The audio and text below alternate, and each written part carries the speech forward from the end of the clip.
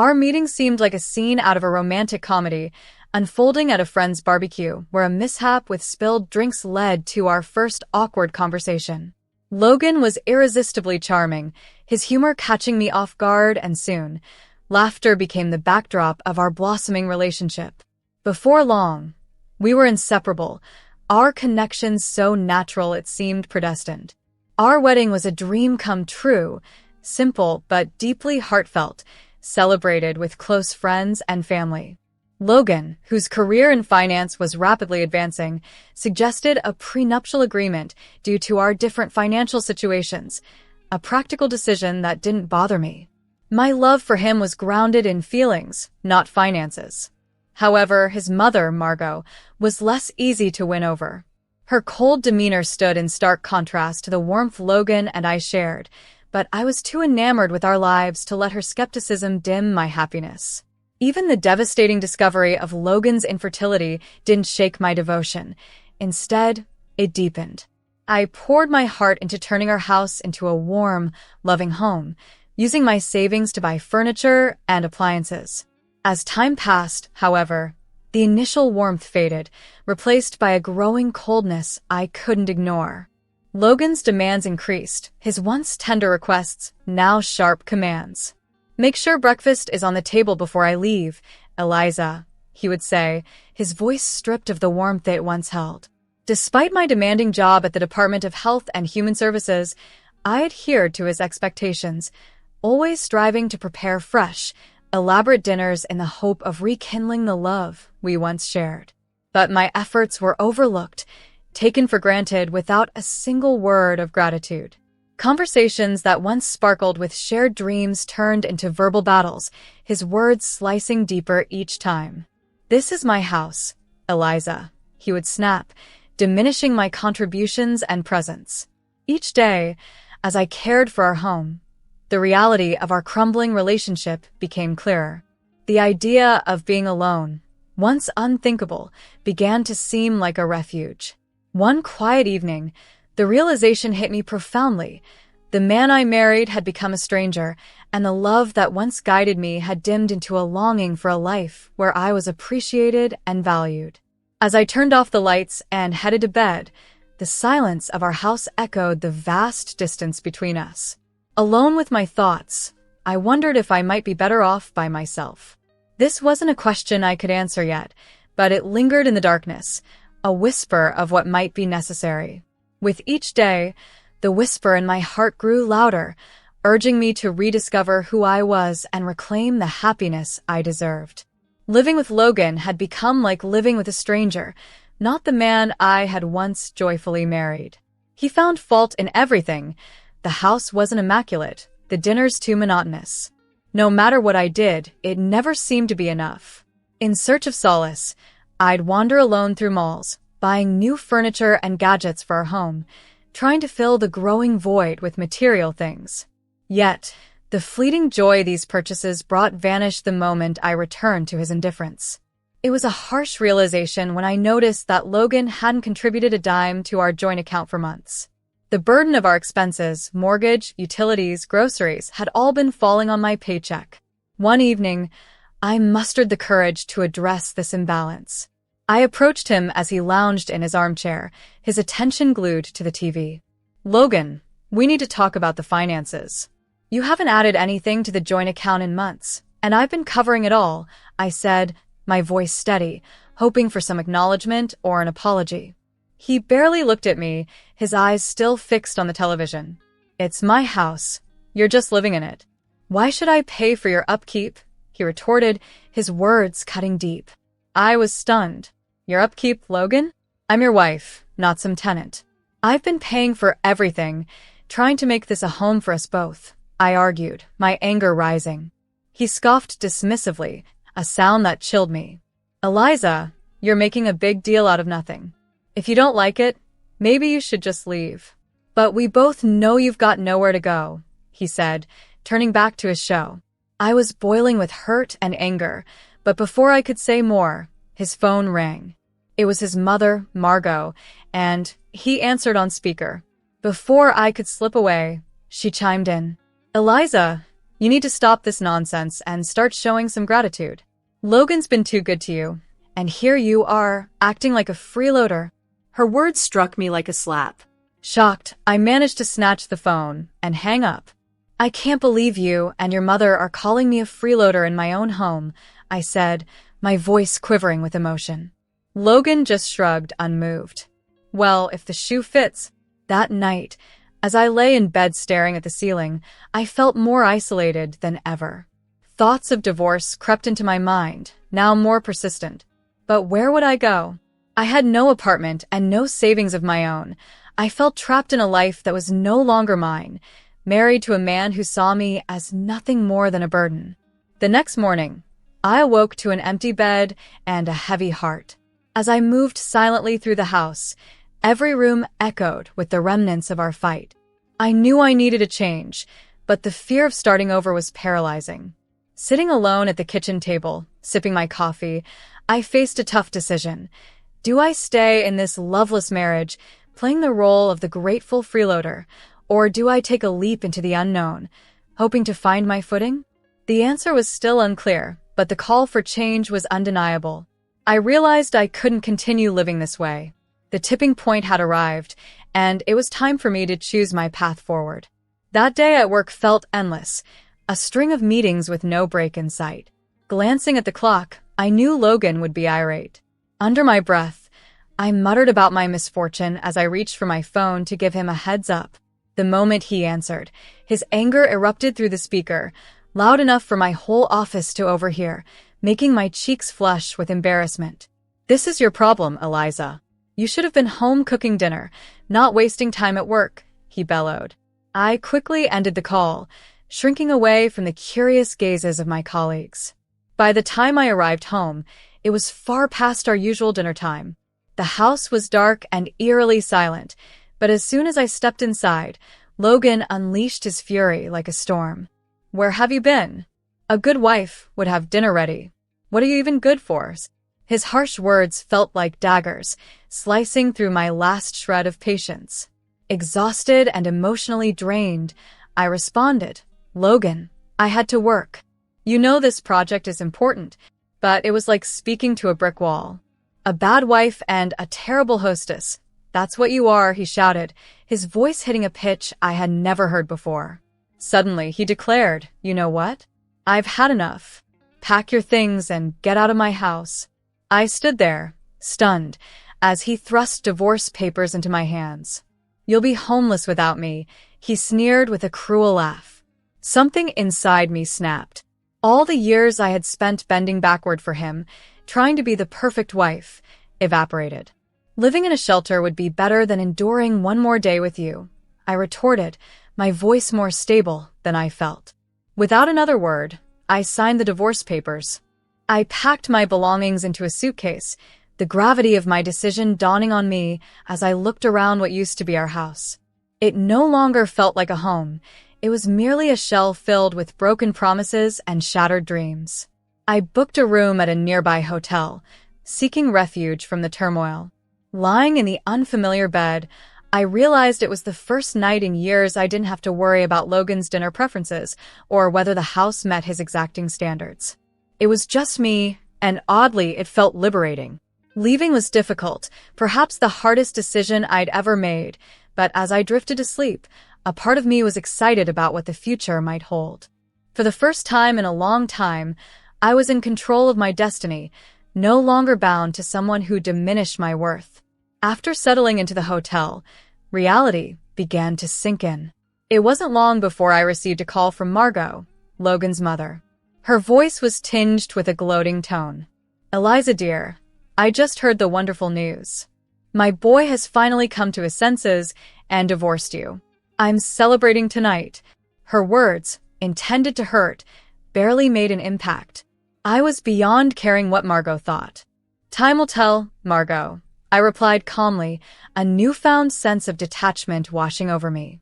I hung up, a small smile playing on my lips.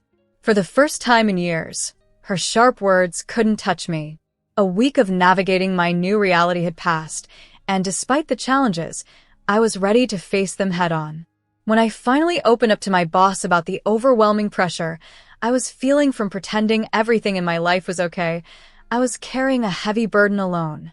I hoped for some sympathy or understanding from her, and her response became a lifeline I hadn't expected. "Eliza, I'm sorry to hear you're going through all this.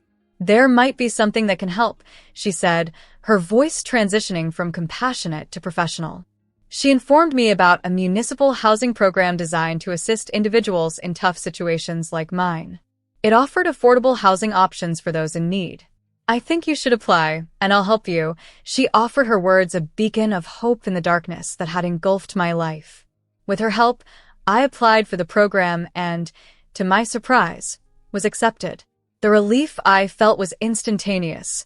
I could breathe again. Now, I am renting a small, modest apartment that is all mine.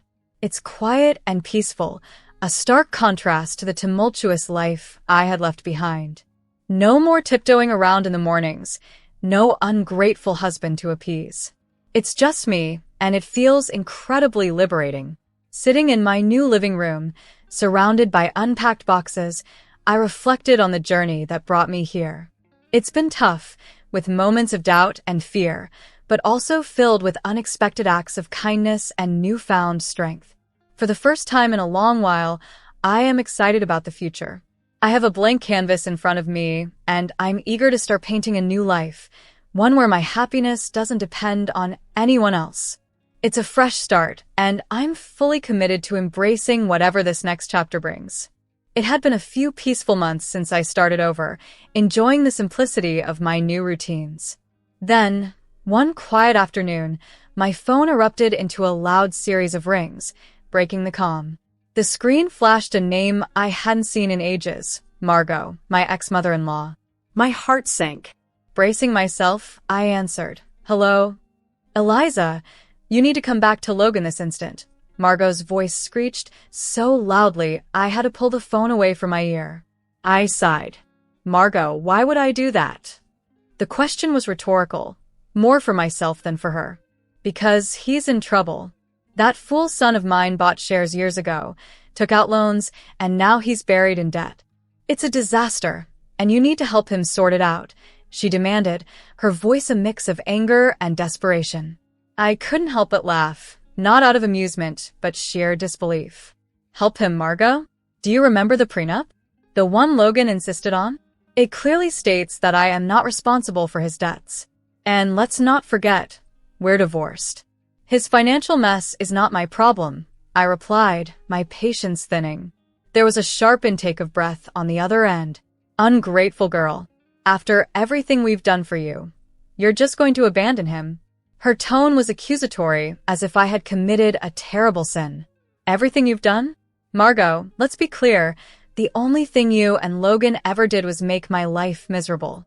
And as for abandoning him, remember he kicked me out. He made it clear I was no longer welcome in his life or his house," I retorted. "You'll regret this, Eliza.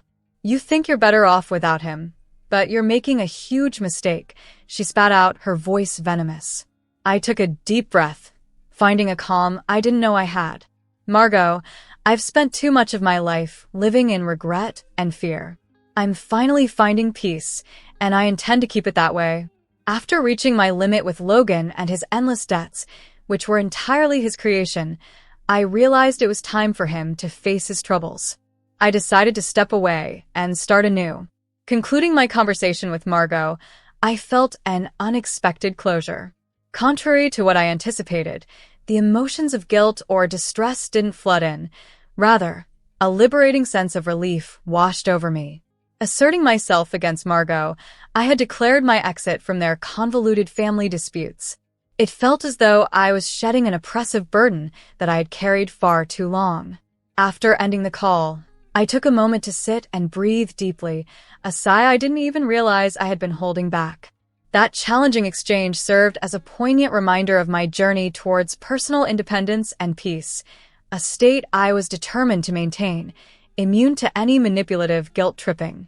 For the first time in a long while, I experienced a true sense of freedom from the relentless demands and critiques, from the perpetual cycle of attempting to appease those who never valued me.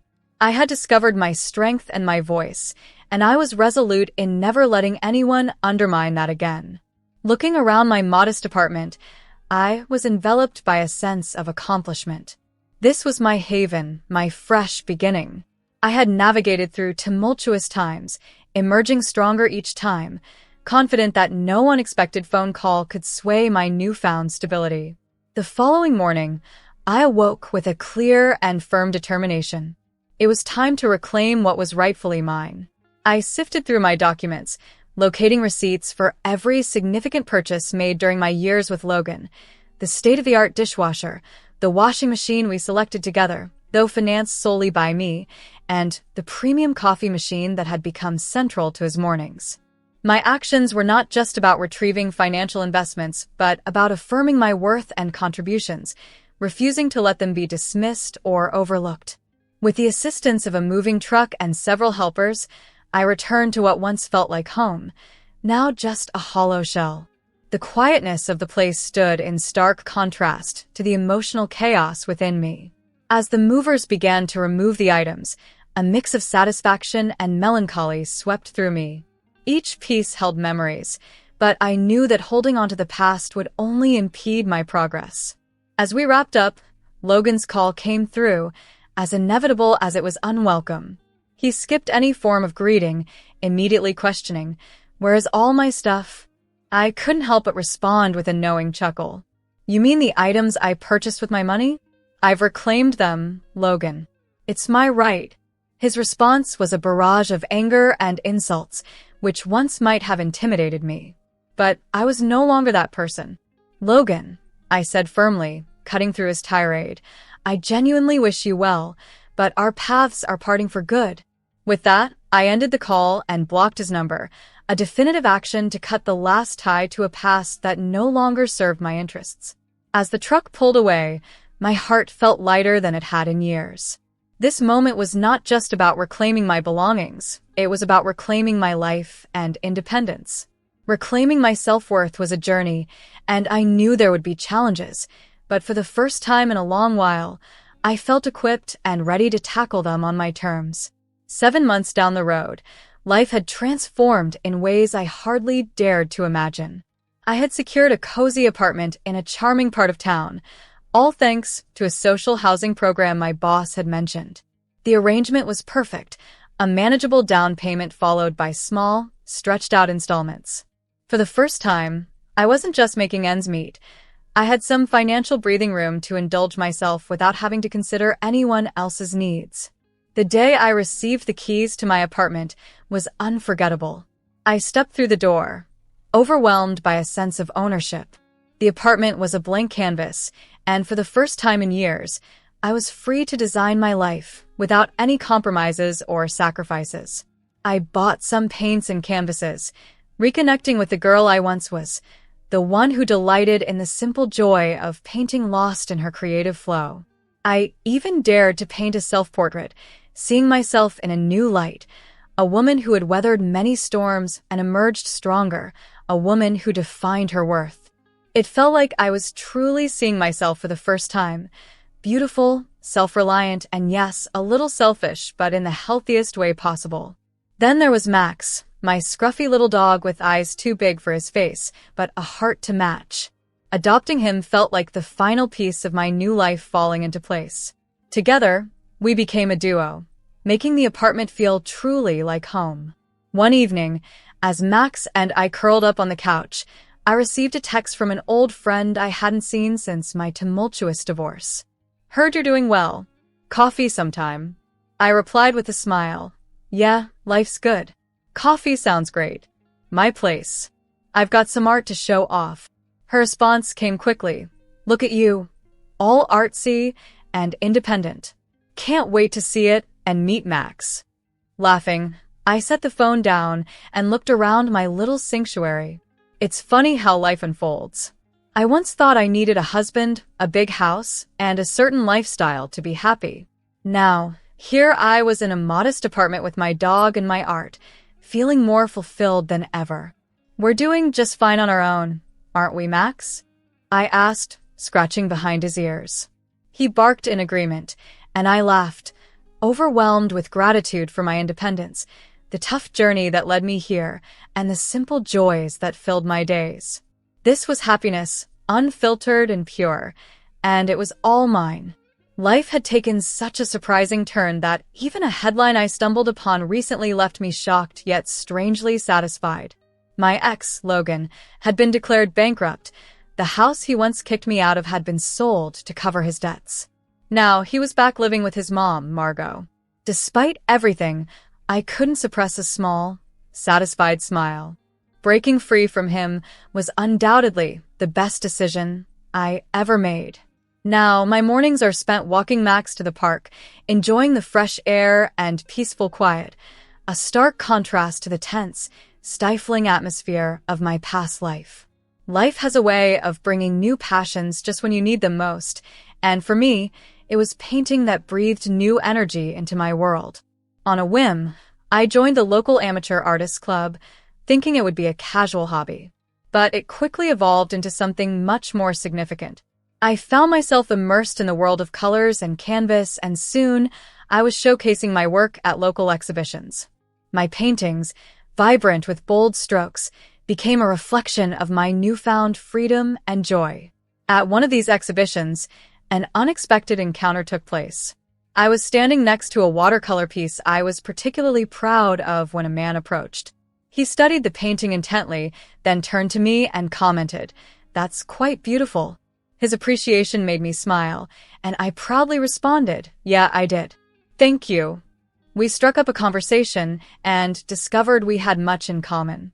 Before long, we found ourselves at a nearby cafe, sipping coffee and chatting like old friends. He had a warmth and sense of humor that I had long missed in my interactions with others.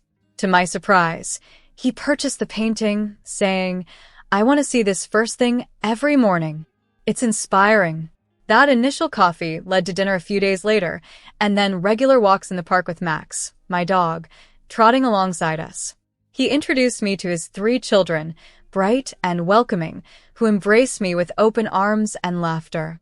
Everything felt natural and easy, like a piece of my life was falling into place that I hadn't even realized was missing. One quiet evening, after the kids had gone to bed and we were relaxing on his porch, he shared, "I'm really glad I bought that painting." In the soft twilight, his voice was gentle. I leaned my head on his shoulder, smiling, and replied, "Me too. It's funny how things work out." Reflecting on my journey, from feeling trapped and hopeless in a stifling marriage to now standing on the threshold of something beautiful and new, I felt liberated from the shadows of my past. I was ready to dive into whatever the future held, embracing it with an open heart. As Max and I continued our morning walks, I often pondered the path that led me here. The pain and struggle were real, but they guided me to a place of peace and potential. I was open to embracing whatever came next, free from the past and ready for a new chapter.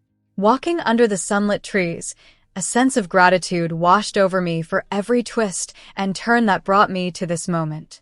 Ready to step forward, I moved into the light, eager to see what life had in store next.